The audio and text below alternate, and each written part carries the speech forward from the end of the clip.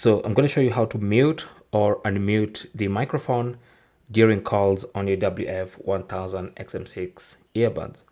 So this is very simple. You simply need to go to the Sound Connect app on your phone, and in the Sound Connect app, you want to scroll down and tap on Device Settings.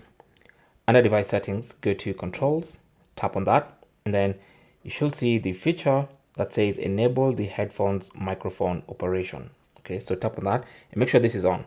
Now, if this is on, it means you can actually operate the microphone of your earbuds during calls. So for instance, when this is on and you're in an active call, you can actually mute the microphone by simply double tapping the touch sensor on the microphone.